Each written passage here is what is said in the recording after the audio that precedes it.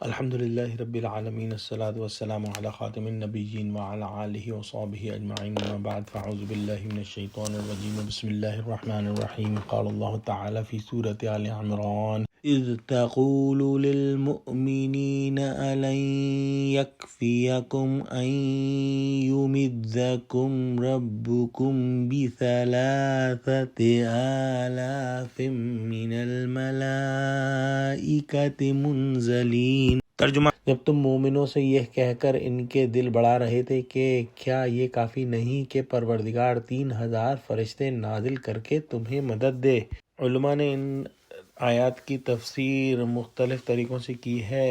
ایک تفسیر یہ ہے کہ جیسا کہ پچھلی آیت کے اندر غزوہ بدر کا بیان ہے، تو یہاں پر بھی میدان بدر کی ہی بات ہو رہی ہے کہ میدان بدر میں حضرت صلی اللہ علیہ وآلہ وسلم نے ایمان والوں کی تسلی کی خاطر اور ان کی نصرت کے لیے 3000 فرشتوں کے آنے کی خوشخبری سنائی۔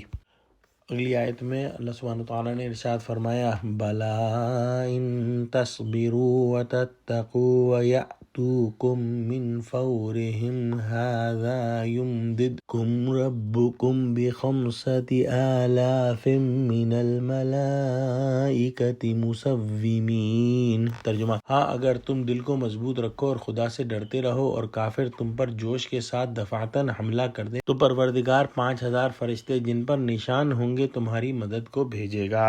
اس آیت میں اللہ سبحانہ وتعالیٰ نے حضور صلی اللہ علیہ وسلم کی خوشخبری کی تصدیق فرمائی اور کہا کہ 2 شرطیں ہیں کہ اگر تم صبر سے کام لو اور تقوی رکھو، یعنی اللہ سے ڈرتے رہو، اور اگر کافر تم پر جوش کے ساتھ دفعتاً حملہ کر دیں تو 5000 فرشتے جن پر نشان ہوں گے اللہ سبحانہ وتعالیٰ تمہاری مدد کو بھیجے گا۔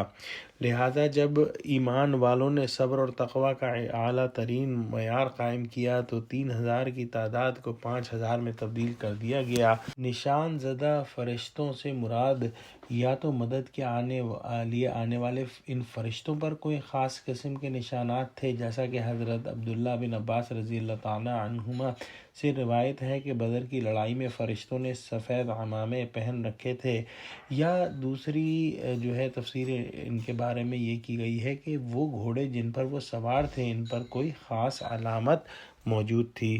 اگلی آیت میں ارشاد فرمایا وَمَا جَعَلَهُ اللَّهُ إِلَّا بُشْرَىٰ لَكُمْ وَلِتَطْمَئِنَّ قُلُوبُكُمْ بِهِ وَمَا النَّصْرُ إِلَّا مِنْ عِندِ اللَّهِ الْعَزِيزِ الْحَكِيمِ۔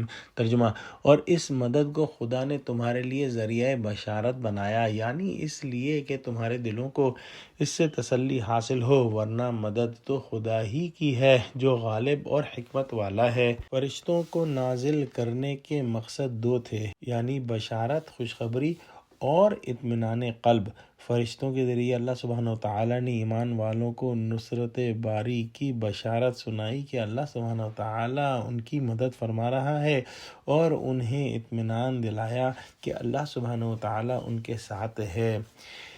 اللہ سبحانہ وتعالیٰ کے حکم سے فرشتوں نے ایمان والوں کے قلوب میں ایسی ایمانی کیفیات پیدا فرما دیں کہ وہ جنگی سامان اور افرادی تعداد میں قلت کے باوجود اپنی سے کہیں زیادہ طاقتور دشمن سے ٹکرا گئے۔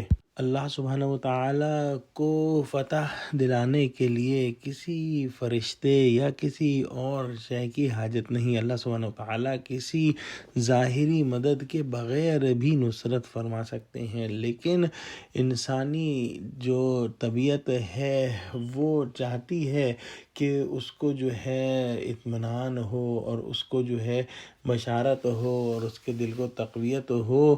اس لیے وجہ سے اللہ سبحانہ وتعالیٰ نے جو ہے وہ فرشتوں کو ذریعہ بشارت بنایا تاکہ مسلمانوں کے دلوں کو اس سے تسلی حاصل ہو۔ اللہ سے دعا کرتے ہیں کہ اللہ ہم کو قرآن کا فہم عطا فرما اور ہم کو بھی ہماری تمام جائز حاجات کے اندر غیب سے مدد بھیج، آمین۔ وآخر دعوانا الحمدللہ رب العالمین۔ السلام علیکم ورحمۃ اللہ وبرکاتہ۔